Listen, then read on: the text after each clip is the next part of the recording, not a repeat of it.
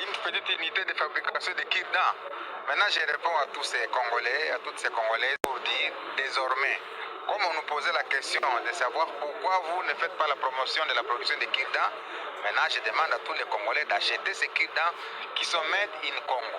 Que les gens aillent plus dans les supermarchés pour acheter des kit-dents qui viennent de la Chine et d'ailleurs et qui créent de l'emploi ailleurs au lieu de créer de l'emploi chez nous. Donc c'est l'occasion d'interpeller toutes les Congolaises et tous les Congolais qu'à travers Mme Laetitia Mbayo, aujourd'hui, la République démocratique du Congo a amorcé la chaîne de valeur des bambous. C'est-à-dire, à travers les bambous, on peut faire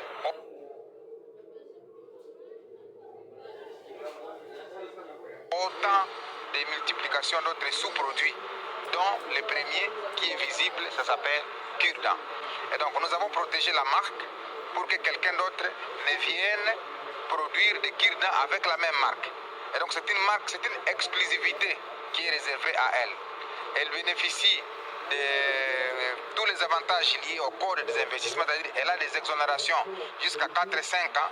Et nous, au niveau du ministère de l'Industrie, nous allons pousser encore une fois les fonds de promotion de l'industrie à lui accorder d'autres financements pour accroître la capacité de production. Pour passer, par exemple, de 3 000 boîtes produites par jour à 10 000 pour que nous nous rassurions qu'à l'horizon peut-être 2 ou 3 ans, nous puissions capter la demande locale par l'offre locale. Et lorsque nous allons maîtriser la demande locale, nous allons prendre des mesures de restriction des importations.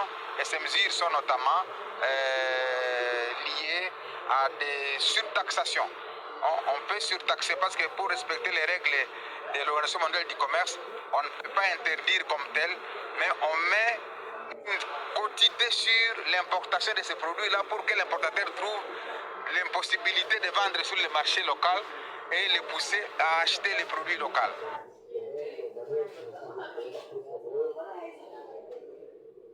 Donc c'est autant de mesures que nous allons prendre au niveau du gouvernement pour accompagner cette jeune entrepreneur et inciter d'autres jeunes à venir vers nous. Je le dis toujours, les emplois publics ne résorbent jamais le chômage.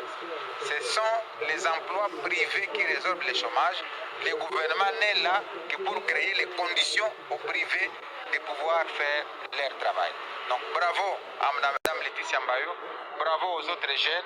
Nous vous encourageons à lui emboîter les pas et nous allons vous accompagner par des mesures incitatives qui vous permettraient d'évoluer dans un environnement sain avec notre collègue de la